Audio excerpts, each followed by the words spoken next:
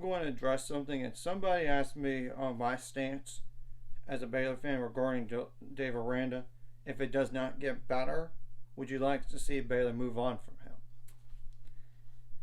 And the first things first, and I said this to the person, I admit that I am not qualified to make an answer on this because it's up to the athletic director.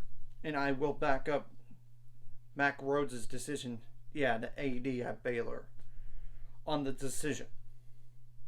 However, if it goes like 4-8 or worse, I would say move on. You gotta start new. 5-7 might be enough to keep Aranda's job, but I'm not sure because it's like disappointment with 8 home games. But at least you could say maybe he is building for the next year. But it's up to Mack Rhodes on this. But I would say no question a 6-6 in a bowl win or a 7-5, and regardless what happens in the bowl game, Aranda is staying. Then the following year, I would say more like a make it or break it year for Aranda. And it's just a rough spot because of the buyout. Not just for Aranda himself, but the entire staff. Yeah. I'm just not sure about 8-4 right now because that requires winning 7 out of the last 8 games, and we have UCF on the road this week. It's not including Texas Tech at home the following week. Then there's a bye week, and there's Cincinnati, then Iowa State, Houston. I could be getting the schedule wrong on that, but you get the main point. Then back-to-back road games to Kansas State, then TCU, or flip-flopped. But either way, then you have a home game against West Virginia at the very end of the year.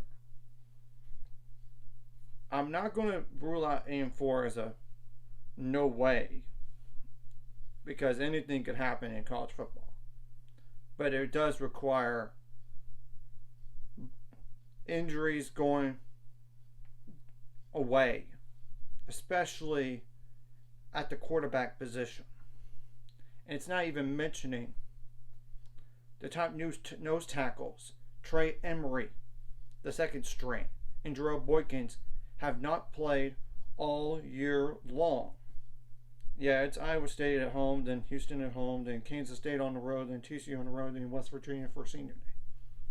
So, and here is another, it's not including like Tevin Williams. We were down to 3 corners last game apparently. That's a problem. And here's the good news about the schedule. As of this recording for right now, there are no teams like Texas on the schedule. Yes, Kansas State's a contender, but you get the point in terms of ranking. And no team like Utah either. I mean, yes, Kansas State has a really good offensive line and a good defense, but they lost to Missouri. We know that TCU of last year is not going to more likely than not occur for this year. They lost too much, and it's hard to replicate all those close wins they had a year ago. I mean, look how many games within 10 points a year ago. And I get West Virginia is 3-1 right now, but it's still a long way to go, and they have to improve that pass offense. That's the truth. And Houston and Iowa State are more likely wins for Baylor right now. Cincinnati on the road after the bye week, I think that does help to have a bye in there just to get healthy partially. And we know Cincinnati, I think they're going to lose 3 straight. They started 2-0. Yes, they beat Pitt, but Pitt is terrible. Look at their record. Look at their offense. It's a mess for their offense. So it's easy to defend those guys. but they have gone downhill. And they could very well not just, they could now, they're going to lose this week more likely than not, Cincinnati, and they'll be 2-3. Then they're going on the road to BYU, but they do have a bye week. Then they have Iowa State. Iowa State right now, as we all know, I know they beat Oklahoma State, but that's still not a good football team. And I get they're 2-2, but they're still not that good. I'm just telling the truth. But yes, their defense is really good, but they got exposed last game by Oklahoma State. And we know Texas Tech is at home too. That could be winnable because, look, Texas Tech is not what we thought they were. Let's be clear. I was not high on Oklahoma State this year, or even Iowa State. I just didn't know what to expect from Baylor, to be honest. It's like a very big range based on the schedule. Obviously, 10-2 is not going to happen. Probably not 9-3 either. So maybe the ceiling is 8-4 now. Though 9-3, that would just require running the whole entire table, and that's going to be hard, as we all know. It's not including a road game this week to UCF. So, and supposedly the weather at UCF could be a problem, but Baylor's dealt with a weather delay this year, so they have that going for them. So I'm just saying, and hopefully by the end of the season, Blake Shapen is still healthy, and it doesn't help to have those injuries, and I know it's not an excuse either, but I'm just being realistic. Injuries have not helped, and part of the problem is they're not executing in the red zone right now. They're not, and the defense needs some help. And I think in hindsight, they should have taken more transfers. I really do. And I would say this regardless whoever is staying at Baylor. I mean, who's the new head coach for Baylor football next year. They need to take 15 to 30 guys off the jump. It doesn't have to be like Colorado or Texas State with over 50 guys. That's not realistic, and that's very drastic. So, and the person did respond that he was high on him last year, just not has gone to talent in order, and he needs to compete at the top of the Big 12. And injuries have not been helping either. So I'm also willing to be patient. Yeah, it's kind of one of those tricky deals because injuries could really hurt. And I know it's kind of happened to Boston College last year. I know. It didn't help that they had injuries a year ago. So I'm not going to say that I want Aranda fired or anything, for the record. I'm just, somebody was asked me about my stance, and I did not want to, because I'm not qualified to make that decision.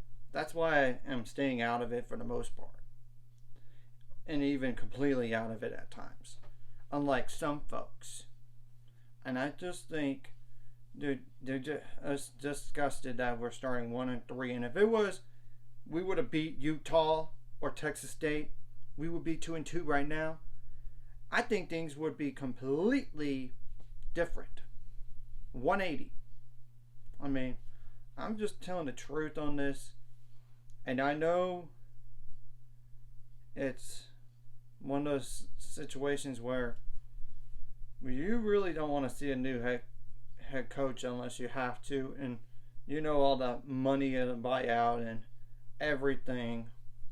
And we also need to do a little bit better, I think, in the NIL department too. I know they got some. It's just, it could be a little bit better. I'm just being honest. And we don't know the schedule for next year, obviously. It's way too far in advance. Right now, that is, you know. And Oklahoma and Texas are going to be gone. But then we got Utah to deal with potentially. in Colorado with Deion Sanders as a head coach. And what Deion Sanders needs at Colorado is simple: an offensive line and a defensive line. Of course, the whole defense has improved, but they're getting beat in the trenches.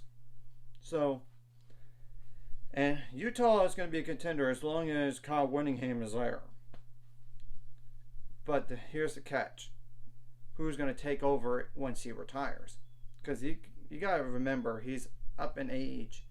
And I know Arizona is building, and Arizona State is Arizona could very well be a bowl team this year, but next year, I don't know. Arizona State is just you got to start from scratch nearly. I mean, they're not that good this year, and we don't know who we're going to play. And I really do wish, in hindsight, on this schedule that we didn't play Kansas State, to be honest, and go with Oklahoma State on the road. Look at Oklahoma State. That would have been a helpful, winnable game on the schedule right now. It would have been. And thank goodness we're not playing Kansas this year, because I think if Baylor would have played Kansas this year, somehow Baylor might lose that game. But, it's just plain hypothetical. And I know the fan base is really disgusted with Aranda and the staff right now, but you got to keep in mind those injuries. And yes, I know the execution on offense, especially in the red zone, needs to be better. The quarterback position needs better. It's not like Sawyer Robertson's bad. It's just he's making freshman mistakes. He's a young guy, and he's not used to this system. He was in a spread offense for 6 years, and most of his life, or last 6 years at least, prior to this year. And the wide zone offense is totally different. Than the spread under Mike Leach, and even in his high school days too. So that's not helping. Wide receivers or tight ends not catching passes. The play calling at times has been questionable a little bit. At times, I'm just telling the truth. And the defense, like I said, those injuries are not helping. But for either side of the ball. But I also would say we're just not developing good enough for our young guys to be immediate contributors. And we'll just have to wait and see what happens from here on out. And nothing will surprise me at this point. Between now and the end of the year, I'm being clear. Let's just 1 week at a time, y'all, and just hang in there. And I know it's easy to say and hard to do, but you gotta back up this team regardless what happens, and maybe they'll turn it around this week. And like I said, UCF, in that preview I did, UCF's defensive numbers are skewed because of the opponents they have been playing. I'm just telling the truth. And the weather could be very bad there, like this weekend, like thunderstorms and rain, if you look at it. So it's really going to be a situation where we could just see both teams run the ball all day. Because why would you pass it if the passing game is not going to be that effective? So, yeah, it's just like a mess with the buyout had to deal with situation right here, and that's just my thoughts on this. And I apologize, this is longer than 14 minutes, and I don't want to ramble so much on this topic. It's just somebody asked me that question, and now I have addressed it. I'm not going to do this again until if there is a decision to be made. And even if Aranda does stay, he might need to start fresh on the coordinator. I try to do some type of change here. Not just the transfer portal, but staff maybe. I don't know. And I don't wish it for anybody's job to be gone like that. Unless it's really looking bad and bleak. So, anyways, if you like this content, like and subscribe. And see you guys later. On the road to 600 subscribers now. Let's go. And I'm willing to, if Aranda does stay for another year, I'm willing to be patient for another year. And I know some folks wouldn't be happy with it. I know. But hopefully next year, regardless, if Aranda does stay, hopefully it is better. But the thing is, injuries should, yes, it's a contributor, but I also say there are other issues too. So I just want to address this, and I'm just being completely fair and say that I'm not qualified, nor any fan whatsoever, or even alumni, to be an athletic director. I'm just being fair and stating that seriously.